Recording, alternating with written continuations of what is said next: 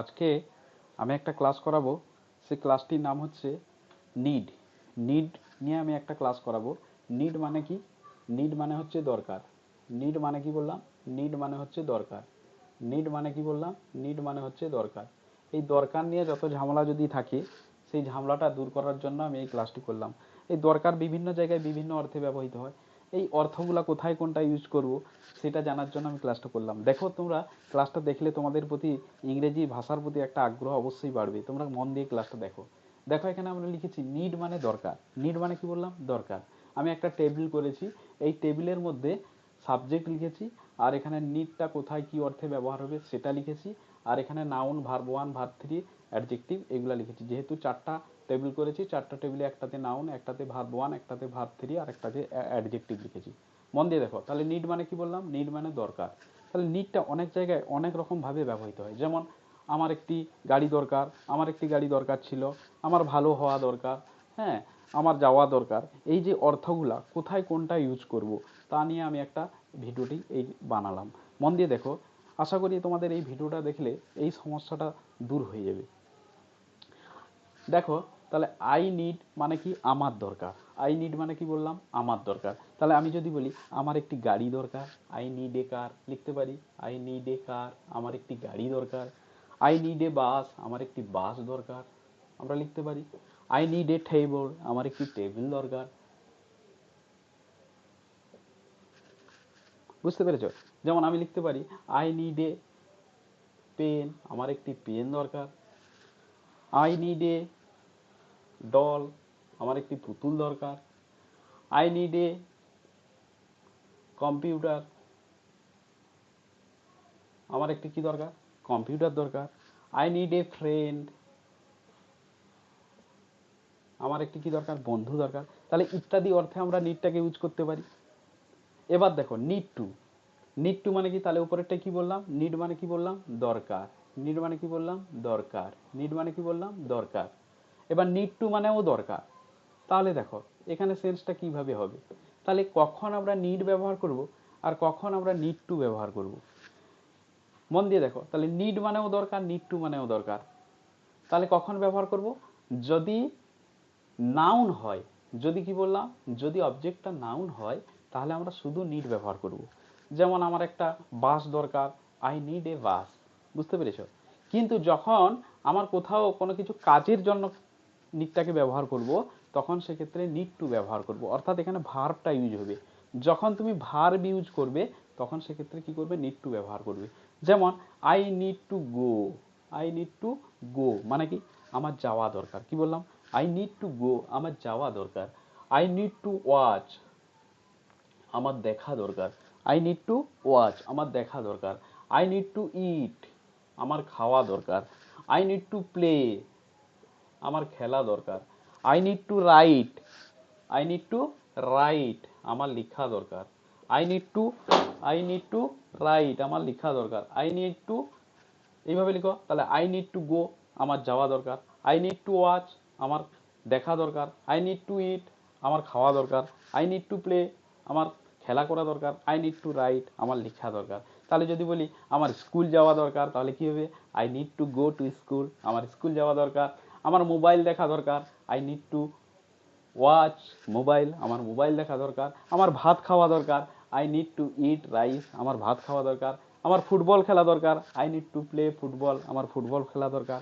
যদি বলি আমার একটা কবিতা লেখা দরকার, I need two write a poem, আমার একটি কবিতা লেখা দরকার। তাহলে নিড টুটা কি অর্থে ব্যবহার হচ্ছে? যখন কোনো ভার্ব আসবে তখন আমরা জাস্ট ভার্ব ওয়ানটাকে বসিয়ে দেবো। তাহলে সেক্ষেত্রে আমরা নিড টুটাকে ইউজ করব। এবার নিড হ্যাভ। নিড হ্যাভে আসছি এবার। নিড হ্যাভ মানেটা কি? নিড হ্যাভ মানে হচ্ছে দরকার ছিল। নিড হ্যাভ মানে কি বললাম? নিড হ্যাভ মানে হচ্ছে দরকার ছিল। নিড হ্যাভ মানে কি? নিড হ্যাভ মানে হচ্ছে দরকার ছিল। তাহলে দরকার ছিল বলতে কি না? I need have. I need have. এখানে একটা কথা বলে রাখি, যখন তোমরা হ্যাভটাকে ইউজ করবে তখন ভার্ব থ্রিটাকে বসাবে। যখন তোমরা কি করবে? হ্যাভটাকে ইউজ করবে তখন ভার্ব থ্রি। ভার্ব থ্রি বলতে কি আমরা প্রথমে ক্লাসগুলাই বলেছি। যেমন গো, গোটা হচ্ছে ভার্ব ওয়ান, যাওয়া। ওয়েন্ট, এটা হচ্ছে ভার্ব টু। আর ভার্ব থ্রিটা হচ্ছে গন। ভার্ব থ্রি, এটা হচ্ছে কি বলতো? Verb three. তাহলে দেখো আই নিড হ্যাভ গান, আমার যাওয়া দরকার। যেমন যদি বলি আমার স্কুল যাওয়া দরকার ছিল, যদি বলি আমার স্কুল যাওয়া দরকার ছিল, তাহলে আই নিড হ্যাভ গান টু স্কুল, আমার স্কুল যাওয়া দরকার ছিল। হ্যাঁ, যদি বলি আমার ভাত খাওয়া দরকার ছিল, তাহলে ইট, ইট মানে খাওয়া, এটা ভার্ব ওয়ান, তাহলে ইটের পাস্ট পার্টিসিপল অর্থাৎ 3 নম্বর ফর্মটা লিখবো ইটেন। কি লিখবো? Eaten, E A T E N, eaten. তাহলে আমি যদি বলি আমার ভাত খাওয়া দরকার ছিল, I need have eaten rice, আমার ভাত খাওয়া দরকার ছিল। এবার যদি আমি লিখি রিটেন, WRITTEN, রিটেন, রিটেন মানে কি? তাহলে এখানে কি দাঁড়াচ্ছে? I need have written a poem, আমার একটি কবিতা লেখা দরকার ছিল। তাহলে এই অর্থে আমরা কি বলবো? নিড হ্যাভটাকে ইউজ করব। নিড হ্যাভ মানে কি বোঝাবে? বাংলা মিন্স বোঝাবে দরকার ছিল। তাহলে এইটুকু বোঝা গেল। এবারে আসছি need to be. Need to be মানে কি? হওয়া দরকার। নিড টু বি মানে কি? হওয়া দরকার। নিড টু বি মানে কি? হওয়া দরকার। নিড টু মানে বি মানে কি? হওয়া দরকার। এবার মন দিয়ে দেখো, আমি অ্যাডজেক্টিভ লিখবো। অ্যাডজেক্টিভ কি লিখবো? I need to be good মানে কি? আমার ভালো হওয়া দরকার। I need to be good মানে কি বললাম? আমার ভালো হওয়া দরকার। আমি যদি বলি আমার মোটা হওয়া দরকার, I need to be fat, আমার মোটা হওয়া দরকার। যদি বলি আমার রোগা হওয়া দরকার, I need to be thin, আমার রোগা হওয়া দরকার। বুঝতে পেরেছো? তাহলে এইভাবে আমরা ইউজ করব। এইভাবে আমরা কি করব? ইউজ করব।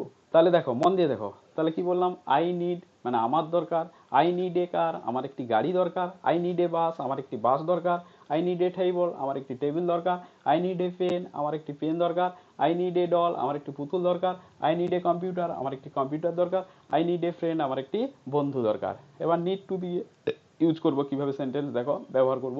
আই নিড টু গো, আমার যাওয়া দরকার, আই নিড টু ওয়াচ, আমার দেখা দরকার, আই নিড টু ইট, আমার খাওয়া দরকার, আই নিড টু প্লে, আমার খেলা করা দরকার, আই নিড টু রাইট, আমার লেখা দরকার।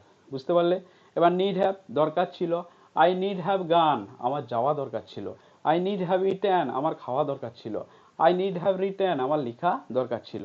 এবার হওয়া দরকার, I need to be good, আমার ভালো হওয়া দরকার, I need to be fat, আমার মোটা হওয়া দরকার, I need to be thin, আমার রোগা হওয়া দরকার। তাহলে এইভাবে আমরা অসংখ্য বাক্য তৈরি করতে পারবো। অসংখ্য অসংখ্য বাক্য তৈরি করতে পারবো। সাবজেক্ট চেঞ্জ করে আমরা করতে পারবো ইউ দিয়ে, যেমন ইউ নিড এ কার, তোমার একটি গাড়ি দরকার, ইউ নিড টু গো, তোমার যাওয়া দরকার, ইউ নিড হ্যাভ গান, তোমার যাওয়া দরকার ছিল, you need to be good, তোমার ভালো হওয়া দরকার। বুঝতে পেরেছো? এইভাবে আমরা কি করব? সেন্টেন্সগুলোকে তৈরি করব। তাহলে বুঝতে পেরেছো ইংরেজিটা কত সহজ? যদি আমরা বুঝতে পারি তাহলে নিশ্চয়ই আমরা ইংরেজি করতে পারবো, বাক্য গঠন করতে পারবো। বাক্য গঠন করতে যদি আমরা না পারি তাহলে আমরা কখনোই ইংরেজি শিখতে পারবো না। এই জন্য আমি এই ভিডিওটা করলাম। আশা করি ভিডিওটা ভালো লাগবে। ভিডিওটা যদি ভালো লাগে আপনাদের শেয়ারও করতে হবে না, আর আপনাদের কমেন্টও করতে হবে না। আপনারা শুধু বন্ধু বান্ধবকে জানাও যে এইভাবে সেন্টেন্স গঠন হয়, তবেই আমি খুশি। Thank you.